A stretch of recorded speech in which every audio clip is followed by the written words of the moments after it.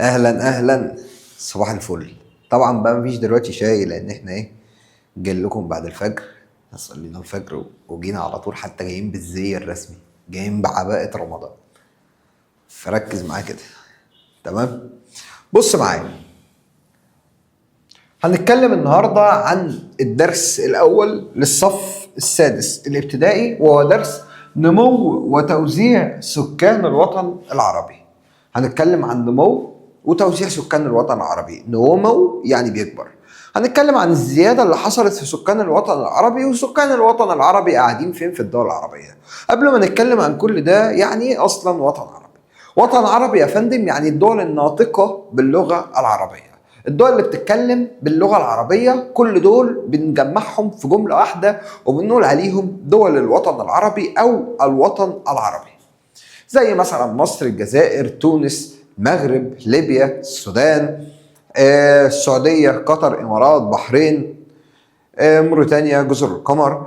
تمام. الدول دي كلها دول ناطقة باللغة العربية، فبنسميهم دول عربية. طيب، قال لك يا فندم نمو سكان الوطن العربي. خدنا بالنا يا فندم ان الوطن العربي السكان زادوا فيه بطريقه كبيره جدا. ازاي؟ قال لك ان سكان الوطن العربي سنه 2000 كان عددهم 278.5 مليون نسمه.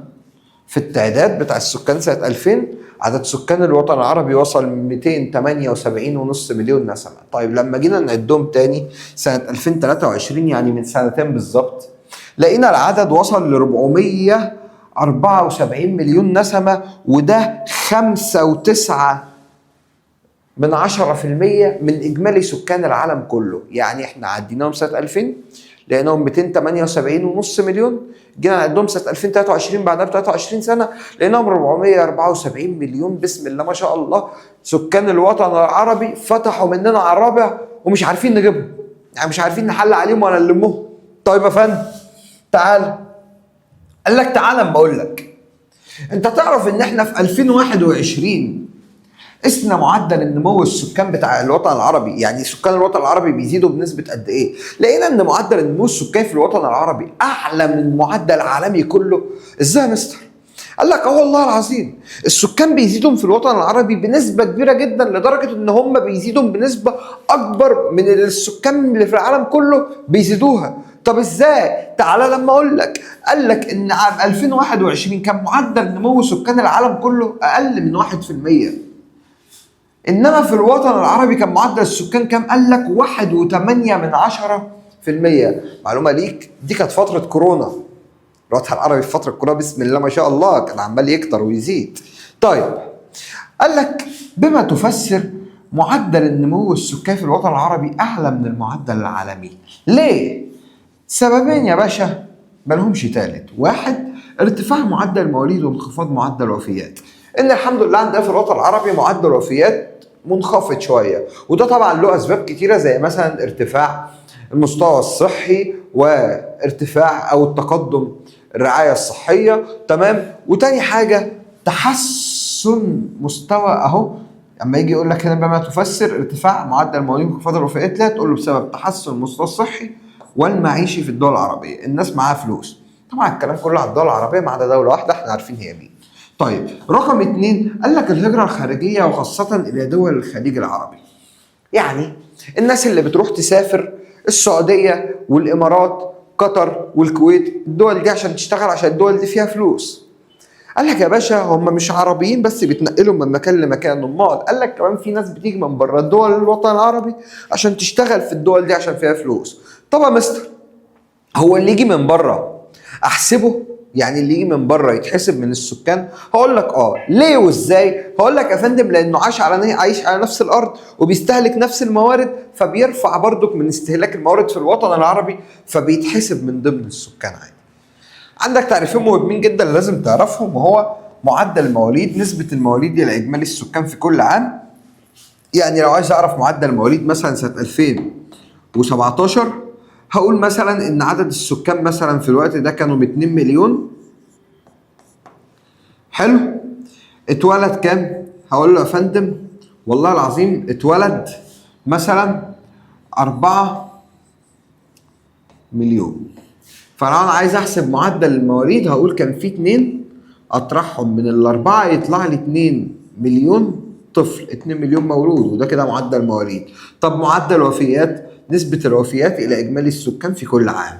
يعني هجيب يا باشا هشوف السكان نقصهم قد إيه، كانوا 2 مليون فجأة لقيتهم مثلا 1.5 مليون، تمام؟ يبقى اللي ماتوا كام؟ يبقى اللي ماتوا 500 ألف شخص. فكده بحسب معدل مواليد وكده بحسب معدل وفيات. تعالى يا باشا نكمل يا باشا البلد. قال لك تعالى بقى نتكلم عن توزيع سكان الوطن العربي. سكان الوطن العربي يا مستر بيقعدوا فين او بيتركزوا فين؟ قال لك والله العظيم في مناطق فيها كثافه سكانيه مرتفعه قوي، سكان كتير قاعدين فيها، وفي مناطق سكان قليلين او حبه صغيرين قاعدين فيها.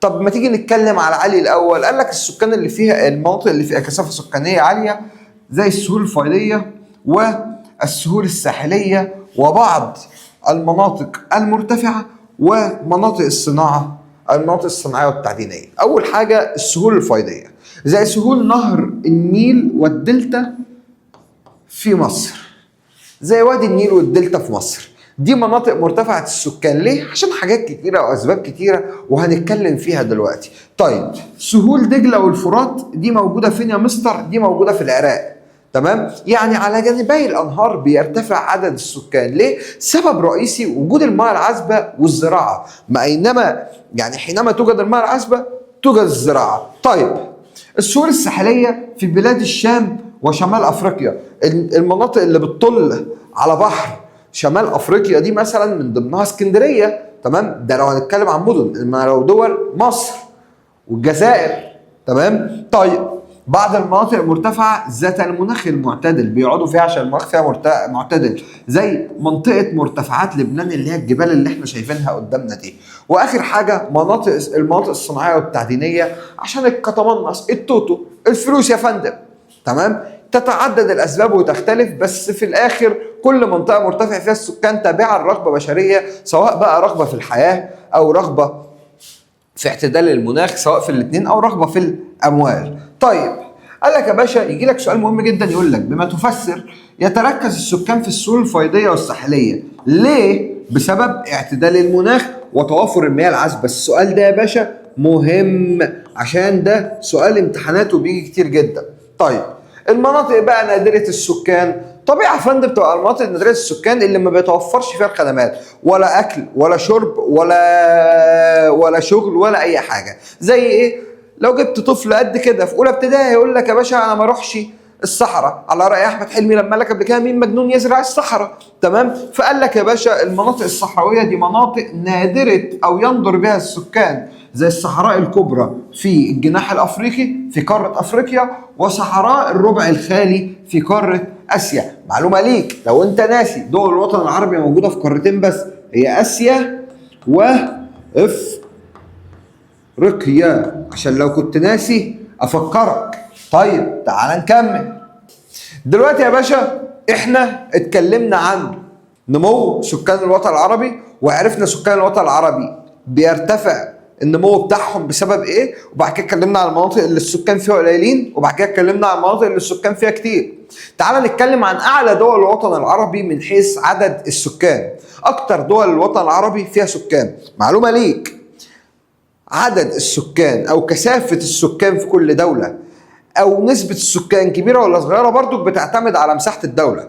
معلش دولة مثلا زي قطر اكيد مش هيجي عدد سكانها زي دولة زي مصر. ليه؟ لان قطر مساحتها اصغر من مصر بكتير. فتعال نكمل هنا ونبص. قال لك يا باشا يعيش نحو 61% من سكان الوطن العربي في دول الجناح الافريقي. يعني معنى كده ان الدول العربيه اللي في قاره افريقيا فيها سكان اكتر من الدول العربيه اللي في قاره اسيا، والباقي في دول الجناح الاسيوي. طيب يختلف عدد السكان من دوله لاخرى، فهتلاقي ان دوله مصر هي اولى دول الوطن العربي من حيث عدد السكان، والثانيه السودان، الثالثه الجزائر، والرابعه العراق.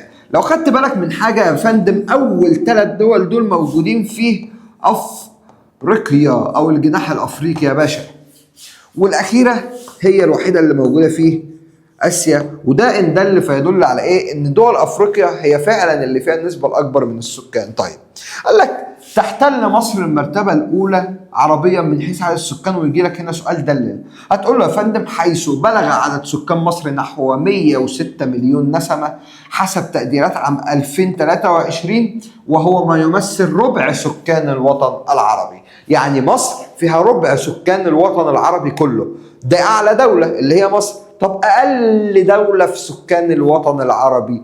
ما تقوليش العراق، لا لا لا لا، العراق رابع دولة من حيث أكبر دول فيها سكان. طب أقل دولة خالص في سكان الوطن العربي؟ تعال بص معايا هنا كده بالظبط، دولة جزر القمر أو جزر القمر هي الوحيدة أو هي أقل دولة من حيث عدد السكان.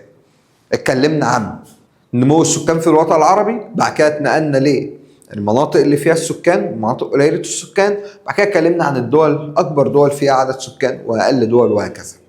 بيقابل دول الوطن العربي شوية مشاكل، زي قال لك يا فندم إن في دول عندها فائض في الموارد وقلة في السكان. في دول عندها موارد كتير جدا وسكان قليلة، وفي دول عندها زيادة في السكان وقلة في الموارد، يعني سكان كتير جدا ومفيش موارد، مفيش موارد بتكفيهم بقى سواء أكل أو شرب أو شغل. طيب ما تيجي نبص كده مع بعض. قال لك أهو مشكلة السكانية في الوطن العربي، مشكلة زيادة السكان وموارد محدودة، دي فين؟ دي في مصر والأردن وسوريا، دول أكتر 3 دول عانت من المشكلة دي. السكان فيهم كتير جدا يا فندم والموارد قليلة، فبالتالي هتلاقي اللي بيشتغل وهتلاقي اللي ما بيشتغلش، هتلاقي اللي معاه فلوس وهتلاقي اللي معهوش فلوس، فده اللي بيحصل في مصر وأردن وسوريا. طب تعال بص على الجانب التاني، الدول اللي حلمنا كلنا ان احنا نروحها اللي هي ايه؟ سعودية وقطر والامارات والبحرين. قال لك الدول دي عندها سكان قليلين بس زيادة في الموارد، زيادة في الموارد بقى من حيث كل حاجة يا فندم، سواء بقى فرص العمل، اكل وشرب، الفلوس، كل حاجة عندهم زيادة. طيب الدول اللي عندها مشكلة زيادة في السكان دي هتحل المشكله دي ازاي؟ قال لك يا فندم وضع برامج تنمويه لمواجهه هذه المشكله. اكيد مش هوقف السكان صف واضربهم بالنار، ما انا لازم اطور وانمي من نفسي عشان احل المشكله دي. طب الدول اللي عندها قله في السكان، قال لك دي مشكلتها سهل انها تتحل، استقبال اعداد كبيره من الوافدين اليها لاستثمار مواردها، بدات تفتح الباب عشان ناس كتير تيجي تشتغل فيها عشان تستثمر مواردها بدل ما هي ركنها على الرف ما بتعملش بيهم اي حاجه. طبعا دي مراجعة الدرس بالكامل، استنى ان شاء الله فيديو الحل. لو عندك اي مشكلة رقمي تحت في الوصف قدامك، ممكن كمان تسيب لي كومنت. وكان معكم مستر احمد السيد، لو شايف ان في حد غيرك ممكن يستفاد من الفيديو يا ريت تشيره، ومش هقول لكم سلام بقى، تصبحوا على خير.